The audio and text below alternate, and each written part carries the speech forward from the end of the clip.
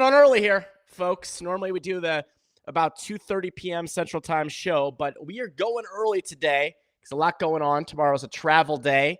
So getting everything in, including the Siteman Softball podcast here. Let me make sure I'm sharing this all the places it needs to be shared.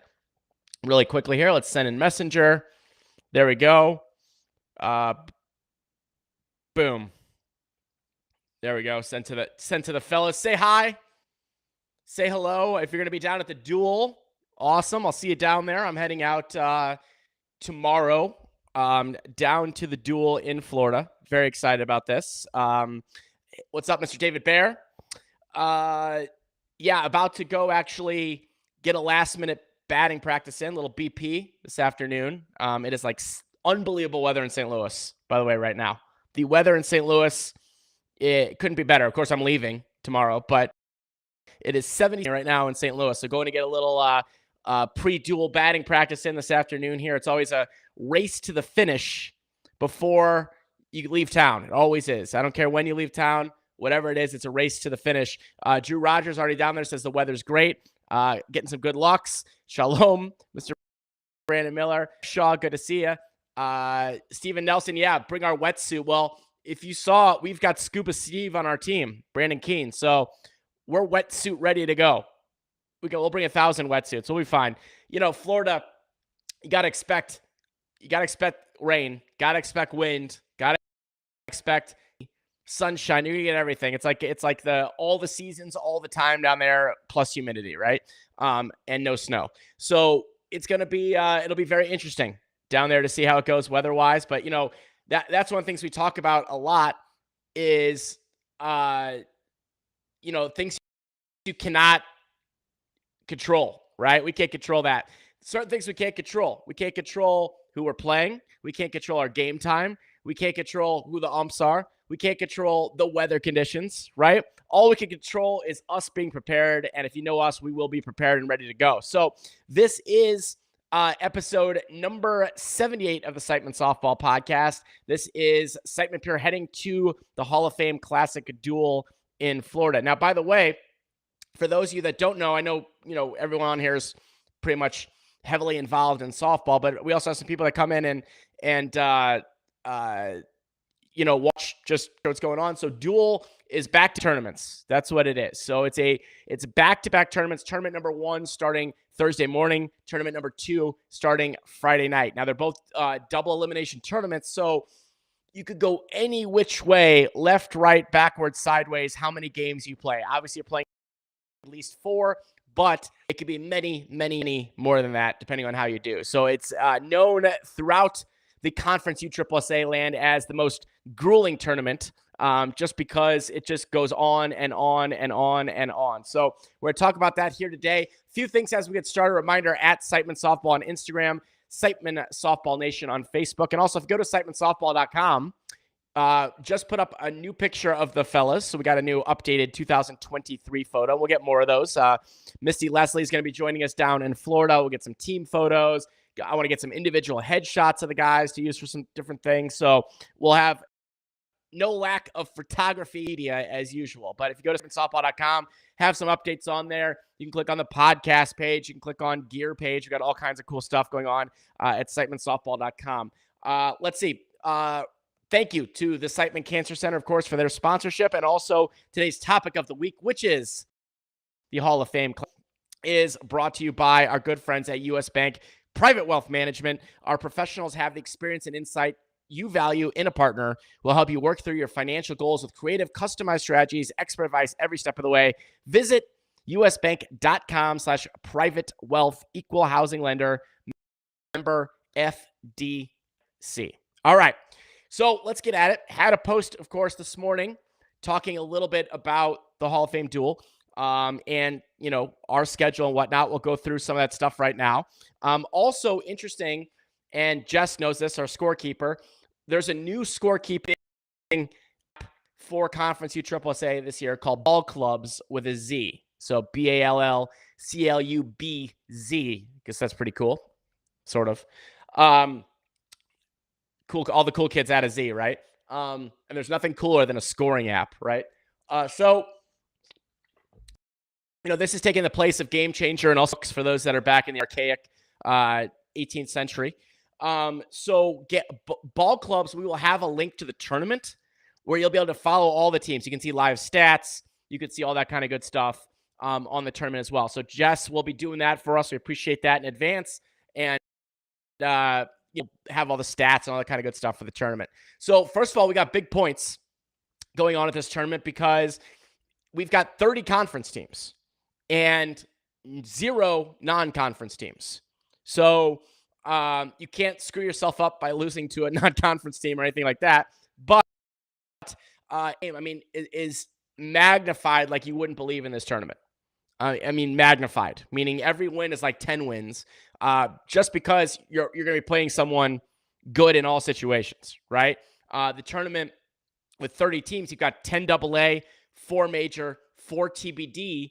The rest are A, with only 2 being B, right? There's only 2 B teams in the entire tournament and all conference teams. So it is going to be quite the show down there in Florida. Now, the weather, I'm sure it's going to rain. I'm sure it's going to be windy. I'm sure at some point it's not going to rain. We know what we're dealing with down there.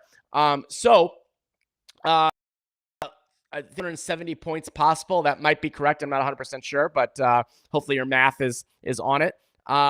So let's take a look at our schedule, team, things like that as well. First of all, we'll be at full strength minus David Bear. So, we're going to have John Branham back, and we're going to have Tyler Cookland back, who were not saw preseason tournament for various different reasons, but we will have our full squad ready to go down there, minus David, who is on sort of the last stages of rehabbing his knee and will be available very soon. So we don't want to rush that, of course, and run ourselves into a major injury there. So we will have all our players in the house down there in Florida, coming via land or sea, mostly land, air. All coming via air. Everyone's got to fly down to Florida. So we got people coming from multiple different states tomorrow. That's the drill when you're dealing with Conference EAAA and going to Florida. So we got people coming from everywhere, but we'll be at full strength. Live streams are on UAAAlive.com, and I'll give you the fields here and stuff. And the bracket is posted on my Facebook page, so facebook.com/David Garland, also on Siteman Softball Nation. So let's take a look at the games. And, we kick off with a familiar team, and that's the Seminoles, who are AA. We're going to be playing them Thursday, April 13th, 9:30 a.m. Eastern. 9:30 a.m. Eastern. Now, depending on weather, depending on everything down there, home run factors in Florida, ball, weather, a lot of things to worry about. But there will be 14 home runs in that game. So normally as an A team, we're going to get 12. Playing a AA team, we will be getting 14 in that game. And so will they, of course, right? How many will people use? Don't know yet, right? Till we go down there. But the first game is 9:30 a.m. versus the Seminoles on Red Rawlings. That's a mouthful, but Red Rawlings against the Seminoles. That's going to be game number 1 in the duel. And then obviously from there, it depends on what happens, right? Where we go, left, right, wherever. But looking forward to it, and we will be prepared and ready to go for that 9:30 a.m. game against the Seminoles. The second duel, which you just can't worry about yet, because the only thing that's in front of us right now is the Seminoles, right? It's the only thing you can worry about. But the second duel starts for us 10 p.m. Friday night. Now, what I could tell you is I'm sure that's going to be late. I'm sure it's going to be later than 10 p.m. 10 p.m. would be okay. I have a feeling that we're looking at way later than 10 p.m. based on games going long and stuff like that. Based on my history with duels, I'm going to say that game is going to be. If it's on time, I'm going to consider it a very, very, very pleasant surprise, right? So that's how it starts on game with duel number 2. And in that duel, we play Smash It Bay Area Legends Ball 4 AA team on Red Marucci. Now, what's interesting here about this, and that'll obviously be a challenging game. That's a good team. If you look at it, the seedings right now are kind of interesting when you look how do the seeds work for the duel, right? Because there's a few factors that come into it. Number one is that it's still last year's standings, right? And what classification your team is, right? So it starts with the 4 major teams based on last year's standings. Then it goes to the 10 AA teams, right? But the new AA teams are at the bottom of the AA. So if you're a new AA team, you're at the like JBL, right? For example, the bottom of AA. Smash It is towards the bottom of AA in the ranking, even though they're a far better team than that. But they, I guess, did not get. I'm kind of curious this. They did not get the seeding from the previous Smash It Sports team last year. I know it's a relatively new team, but usually when you have a similar team name, or Bay Area Legends for that matter, they usually get a little better seeding, but I guess they got a kind of, hey, you're getting a 0 seeding there, if you will, in AA. Then it goes to A, and then B, based on the same seedings. Where also a little bit of shenanigans in this last year is the TBD, right? So there's some teams that are not, okay, David Bear says they did not return a certain percentage of their roster. That makes perfect sense. So that's why they did not get to keep their classification. I'm sorry, their ranking if you don't return a certain percentage of the roster. That is interesting. I don't know what that percentage is, but that's good to know, David. Okay, that makes perfect sense. So these TBD teams is always kind of like a tricky spot. So TBD is essentially a team that on paper should be playing a certain division, but is looking to play a lesser division than that, right? Because you can always play up, but you might be, a team that's AA in points, but are making a case that they should be A. Or a team that's A in points making a case that they should be B, right? And it's not determined quite yet. I believe last year it was determined in Chicago is when they finally made the decisions on most people. But so if you are a TBD team, your punishment, and we faced this last year in Texas because we were a TBD team to start the year, is that you are going to basically be at the bottom of the rankings, or I believe the lowest one that you could be, right? Or second to lowest. So if you're between AA and A, you should be at the bottom of A, just as an example. Last year, we were between A and B, and we were at the bottom of B. That's how that works. So it adds a little interesting curveball there, if you will, because the TBD teams, could kind of mess with seedings.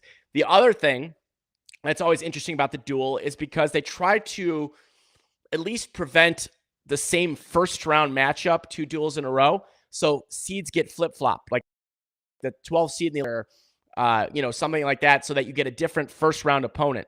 A lot of times a second round opponent can actually be the same opponent, but that first round opponent is going to be different in the second duel for everyone. So, I'd be interested to hear what you guys have to say, thoughts about the duel, who's coming down. I mean, wide variety of teams here. I'm not going to pick any winners because we're playing in it, right? So hard to predict about how things go in Florida. I can tell you that almost every year that I've watched the duel, there's always something surprising that happens. Some lower teams upsetting some higher teams or whatever it's going to be. Obviously, we want to be in that chair, right? As Siteman Pure, we want to be in the chair of an A team doing very well at the duel. That's the goal. That's what we're going down there. We're going to try to, battle anyone that's in front of us and be ready to go. I can tell you this, the guys are ready. The guys are very ready. And I always say that, we could, like we said, we could control the things we can control. And, being prepared, being ready to play, now's the time, right? And everyone's prepared in a different way. Different ways. Some people have been playing almost every. Some people been working on strength and conditioning. Some people just a couple tournaments. Some people just doing batting practice, right? So you have a whole variety of preparations ready for this. But I could tell you that, we're coming in ready to go. And we'll be ready to go at 9:30 Central. I'm sorry, Central. 9:30 Eastern. We will be ready at 9:30 Central, but 9:30 Eastern on Thursday, ready for the duel. So pretty short show today. Really don't have a lot else to cover because I'm not going to get into like predictions of higher level teams or things like that as well. Just don't know, right? Until we go down there and see what's up. And I'm also not going to add any fires all over the place saying, hey, this team's going to do well, this team's not going to do well. I will create no bulletin board material. You hear that? None. You get nothing, right? No bulletin board material for you. So we're just going to be ready to go down there. So follow us along. I will try to get updates on Facebook as ban. Sometimes that's tricky because there's a lot going on. There's a lot of moving pieces going on at the Duel. I will try to send updates when I can. Of course, Misty Leslie's going to be down there taking photos of us. We're going to get all kinds of good stuff and be ready to go for that.